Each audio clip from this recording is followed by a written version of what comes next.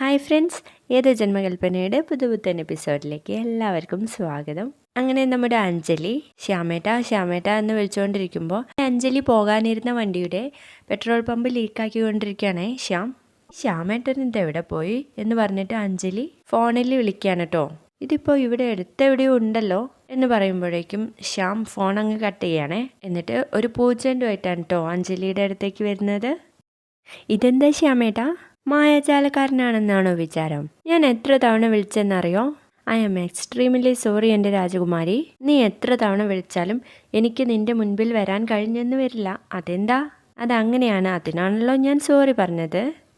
എൻ്റെ പ്രണയത്തിൻ്റെ അടയാളമായി ഭവതി ഈ പൂക്കൾ സ്വീകരിച്ചാലും എന്താ ശ്യാമേട്ടാ, നാടകമോ സിനിമയോ മറ്റോ ആണോ? ഇതാണ് ജീവിതമാകുന്ന നാടകം.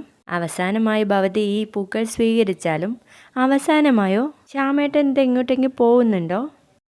എൻ്റെ രാജകുമാരി, ഞാനല്ലല്ലോ യാത്ര പോകുന്നത്, നീയല്ലേ. ഞാനോ? അതെ എൻ്റെ രാജകുമാരി, നീയല്ലേ ഇപ്പോൾ അമ്പലത്തിലേക്ക് പോകുന്നത്. ക്ഷേത്രത്തിലേക്ക് പോകുന്ന ഭാര്യയെ യാത്രയാക്കുന്നത് ദൈവദർശനം പോലെ പുണ്യമാണ്. എൻ്റെ ഭാര്യയോട് ചെയ്ത പാപങ്ങൾക്കും ഇനി ചെയ്യാൻ പോകുന്ന പാപങ്ങൾക്കും ഞാൻ ക്ഷമ ചോദിക്കുന്നു എന്നൊക്കെ പറയുമ്പോൾ അഞ്ജലി, എന്താ ശ്യാമേട്ടാ, എന്തൊക്കെയാ നിങ്ങൾ ഈ പറയുന്നേ? ഒന്നുമില്ല എൻ്റെ പ്രിയപ്പെട്ടവളെ, നിന്റെ മുൻപിൽ ഇതൊക്കെ സംസാരിക്കണമെന്ന് എനിക്ക് തോന്നി. ഇപ്പോൾ എനിക്ക് മനസ്സിലായി നിങ്ങളുടെ പ്രശ്നം എന്താന്ന്. ഇവിടെ അടുത്ത് തന്നെ ഒരു പ്രണയ ജോഡികൾ ഉണ്ടാവുമല്ലോ, അവരെക്കാളും നമ്മളാണ് പ്രണയിക്കുന്നതെന്ന് നിങ്ങൾക്ക് എന്നെ ബോധ്യപ്പെടുത്തണം. അതല്ലേ കാര്യം? നിനക്ക് അങ്ങനെയാണ് തോന്നുന്നതെങ്കിൽ അങ്ങനെ. ഇതൊന്ന് വാങ്ങിക്കൂ എൻ്റെ ഭവതി എന്ന് പറഞ്ഞ് ആ പൂക്കൾ അങ്ങ് കൊടുക്കുക കേട്ടോ. എന്നിട്ട് അഞ്ജലിയെ വണ്ടി കയറ്റിയിട്ട് പറയുന്നുണ്ട്, സന്തോഷകരമായി പോകൂ എൻ്റെ ശ്യാമേട്ട, ഇതൊന്ന് നിർത്ത്. ഞാൻ എന്താ തീർത്ഥാടനത്തിനോ മറ്റോ പോവാണോ? നീ എൻ്റെ അരികിലില്ലാത്ത സമയത്തൊക്കെ നീ ദൂരത്തേക്ക് പോയ പോലെയാണ് എനിക്ക് തോന്നുന്നത്. എങ്കിൽ ശരി, ഞാൻ പെട്ടെന്ന് വരാം എന്ന് പറഞ്ഞിട്ട് അഞ്ജലി കാറിൽ കയറി പോവാണേ. അഞ്ജലി അവിടുന്ന് പറഞ്ഞു വിട്ടതിന് ശേഷം ശ്യാമ അവിടെ നിന്ന് ചിരിക്കാണ് കേട്ടോ. എൻ്റെ രാജകുമാരി, നീ ഇനി ഒരിക്കലും തിരിച്ചു വരില്ല എന്ന് എനിക്ക് ഉറപ്പുണ്ട്. നിന്നെ ഇങ്ങനെയൊക്കെ ചെയ്യേണ്ടി വന്നത് എനിക്ക് വിഷമമുണ്ട്, പക്ഷെ എന്ത് ചെയ്യാം. സോ ബൈ അഞ്ജലി, സായിറാം എന്നൊക്കെ പറഞ്ഞിട്ട് അവിടെ നിൽക്കുന്നുണ്ടേ. തുടർന്ന് നമ്മുടെ അശ്വിൻ ശ്രുതിയെ തന്നെ നോക്കിക്കൊണ്ടിരിക്കുക കേട്ടോ. ശ്രുതിയാണെങ്കിൽ കുട്ടികൾക്ക് ഇങ്ങനെ വിളമ്പി കൊടുക്കാണ്. എന്താ വേണ്ടേ, ചട്നിയാണോ സാമ്പാറാണോ? നീ അമ്പലത്തിൽ പോവാണെന്ന് പറഞ്ഞിട്ട് പോയോ? നീ കഴിച്ചു കഴിഞ്ഞിട്ട് എൻ്റെ കൂടെ വണ്ടിയിലുള്ള സാധനം എടുക്കാൻ വേണ്ടിയിട്ട് വരണേ എന്നൊക്കെ പറഞ്ഞിട്ട് ആ സാമ്പാർ അങ്ങ് കൊണ്ടുവയ്ക്കുന്ന നേരത്ത് ശ്രുതിക്ക് തോന്നുക കേട്ടോ അശ്വിൻ വന്നതായിട്ട്. അപ്പോൾ തിരിഞ്ഞു നോക്കുമ്പോൾ അശ്വിൻ അവിടെ ഉണ്ട്. എൻ്റെ കുട്ടി കൃഷ്ണ, ഇതെന്താ അശ്വിൻ സാർ ഇവിടെ എന്ന് പറഞ്ഞിട്ട് കുറേ നേരം അങ്ങനെ നോക്കി നിൽക്കുക കേട്ടോ. അപ്പോൾ അശ്വിൻ അവിടുന്ന് ഇറങ്ങി വരുന്നുണ്ട്. അങ്ങനെ അവർ തമ്മിൽ ഇങ്ങനെ നോക്കിക്കൊണ്ടിരിക്കുക തന്നെയാണ്. അതിന് ശേഷം നമ്മുടെ ശ്രുതിക്ക് എന്തോ ഒരു ചമ്മൽ തോന്നിയിട്ട് ഡിസ്പോസിബിൾ പ്ലേറ്റ് ഉണ്ടല്ലോ, അതിങ്ങനെ ഓരോന്നെടുത്തിട്ട് വേസ്റ്റ് ബിന്നിലേക്ക് ഇടണേ. എന്നിട്ട് അശ്വിനെ നോക്കുന്നുണ്ട്. Ashwin, hi sir. അല്ല, ഗുഡ് മോർണിംഗ്. സാറെന്താ ഇവിടെ? ഞാൻ ഇങ്ങോട്ട് തന്നെ വന്നതാ. ഇങ്ങോട്ടോ? അതെ, പ്രീതിക്കുള്ള സാരിയുമായിട്ട്. ഓ thank you sir, welcome sir എന്നൊക്കെ പറയുമ്പോഴേക്കും അശ്വിൻ അപ്പോഴാണ് കേട്ടോ ശ്രദ്ധിക്കുന്നത് വേസ്റ്റ് ബിന്നിലേക്കാണ് പ്ലേറ്റ് ഇടുന്നതെന്നുള്ള കാര്യത്തിൽ. അപ്പോൾ അശ്വിൻ അവിടെ നിന്ന് ചിരിയോട് ചിരിയാണേ.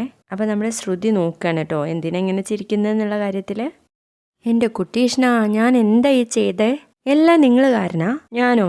അല്ലെങ്കിൽ തന്നെ ഇപ്പോൾ എന്തിനാ നിങ്ങൾ ഇങ്ങോട്ട് വന്നേ? നീ അശ്രദ്ധയായിട്ട് ജോലി ചെയ്തുകൊണ്ടല്ലേ? അതിനുള്ള പഴി എനിക്കാണോ എന്ന് ചോദിക്കട്ടോ അശ്വിൻ. എൻ്റെ കുട്ടി കൃഷ്ണ, ഇനിയിപ്പോൾ എന്ത് ചെയ്യും? ഞാൻ കാരനാണ് നീ ഡസ്റ്റ്ബിന്നിൽ പ്ലേറ്റ് ഇട്ടെന്നല്ല പറഞ്ഞേ, അതിന് ഞാൻ എന്താ ചെയ്തേ? ശ്രുതി ഒന്നും മിണ്ടുന്നില്ലേ. ഇനിയിപ്പോൾ ഞാൻ എന്ത് ചെയ്യും എന്ന് ചോദിക്കണേ. ഓരോരുത്തരായി വന്നുകൊണ്ടിരിക്കുകയാണല്ലോ, വിളമ്പാൻ പ്ലേറ്റ് വേണ്ടേ? ഞാൻ എന്ത് പണി എൻ്റെ കുട്ടീഷനെ കാണിച്ചേ എന്നൊക്കെ ചോദിക്കുന്നുണ്ട്. ആളുകൾ വന്നുകൊണ്ടിരിക്കുക, അവർക്കൊക്കെ ഫുഡ് കൊടുക്കാൻ പ്ലേറ്റിന് ഇനി ഞാൻ എവിടെ പോകും? അതിന് കുറച്ച് പ്ലേറ്റ്സ് വാങ്ങിയാൽ പോരെ? അതിനും ഞാൻ തന്നെ പോവണ്ടേ? അമ്മായിയും അമ്മയൊക്കെ ചേച്ചിയുടെ അടുത്ത് ഇരിക്കല്ലേ എന്ന് ചോദിക്കുമ്പോൾ താൻ ഇനി ഓടണ്ട, പ്ലേറ്റ് അല്ലേ വേണ്ടു, ഞാൻ പോയി വാങ്ങിയിട്ട് വരാമെന്ന് പറഞ്ഞ അശ്വിൻ പോവാൻ കേട്ടോ. അത് കണ്ട് ഞെട്ടിയിരിക്കുകയാണ് നമ്മുടെ ശ്രുതി. അതിനിടയ്ക്കൊക്കെ അഞ്ജലി പോകുന്ന വണ്ടിയിൽ പെട്രോള് ലീക്കായിക്കൊണ്ടിരിക്കുന്നതൊക്കെ കാണിക്കുന്നുണ്ട് കേട്ടോ. അങ്ങനെ ശ്രുതി വിളമ്പിക്കൊണ്ടിരിക്കുന്ന നേരത്ത് ശ്രുതിക്ക് ഒരു ഫോൺ വരികയാണേ. അത് കാറ്ററിങ്ങിൻ്റെ അവിടെ നിന്നായിരിക്കും കേട്ടോ വിളിക്കുന്നത്. അതെയോ? എനിക്ക് പെട്ടെന്ന് 2 ആളുകളെ കൂടി ഇങ്ങോട്ടേക്ക് വിടണേ, ഇവിടെ ആളുകൾ വന്നുകൊണ്ടിരിക്കുക എന്നൊക്കെ പറയുമ്പോൾ ഓക്കെ പറഞ്ഞിട്ട് വെക്കുകയാണേ. അപ്പോൾ ആ പെൺകുട്ടികൾ ചോദിക്കുന്നുണ്ട്, എന്താ ശ്രുതി ചേച്ചി? അത് പിന്നെ കാറ്ററിംഗ് ഒക്കെ വിളിച്ച് ബുക്ക് ചെയ്തതായിരുന്നു. അവർ വരുന്ന വഴിക്ക് ഒരു ആക്സിഡന്റ് പറ്റി 2 ആളുകളെ ഹോസ്പിറ്റലൈസ് ആക്കി. ഇനിയും ലേറ്റ് ആവുമെന്നാ പറഞ്ഞത് എന്നൊക്കെ പറയണേ. ആ സമയത്താണ് നമ്മുടെ അശ്വിൻ 2 കാർഡ്ബോർഡിന്റെ ബോക്സുമായിട്ട് തോളത്ത് വെച്ച് വരുന്നത് കാണുന്നത്. അപ്പൊ ശ്രുതി അങ്ങ് പോവാ. ഇതെന്താ സാർ, ഇത് മൊത്തം പേപ്പർ പ്ലേറ്റാ എന്ന് പറഞ്ഞിട്ട് അവിടെ വെച്ചിട്ട് പറയുന്നുണ്ട്. ഇനി പേപ്പർ പ്ലേറ്റിന് ഓടണ്ടല്ലോ എന്ന് പറയുമ്പോൾ നമ്മുടെ ശ്രുതി അങ്ങ് ചിരിക്കാട്ടോ. എന്തിനാ നീ ചിരിക്കുന്നത്? ഇത് മൊത്തം പേപ്പർ പ്ലേറ്റോ? ആകെ 30 പേരെ വിളിച്ചിട്ടുള്ളൂ. ഇതിപ്പോ 3000 പേർക്കുള്ള പേപ്പർ പ്ലേറ്റ് കാണുമല്ലോ. ഇരിക്കട്ടെ, 1-2 ആളുകൾ കൂടെ കൂടുതലായിട്ട് വന്നാൽ വിളമ്പി കൊടുക്കാലോ. അപ്പൊ ശ്രുതി ഇങ്ങനെ മനസ്സിൽ പറയുന്നുണ്ട്. എല്ലാ പൊട്ടത്തരും ചെയ്തിട്ട് അതിനൊരു ന്യായവും. എന്താ നീ പറയുന്നേ? അല്ല സാർ, താങ്ക്സ് പറയായിരുന്നു. താങ്ക്സ് എന്നത് സ്വീറ്റ് ആയിട്ട് പറഞ്ഞുകൂടായിരുന്നോ എന്നിങ്ങനെ മനസ്സിൽ പറയണേ. സാർ എന്തെങ്കിലും പറഞ്ഞോന്ന് പറഞ്ഞിട്ട് 2 പേരും നന്നായിട്ട് ചിരിക്കുന്ന കേട്ടോ. ഇന്ന് മൊത്തത്തിൽ നമുക്ക് അശ്വിന്റെ ചിരി കാണുന്നുണ്ട് കേട്ടോ.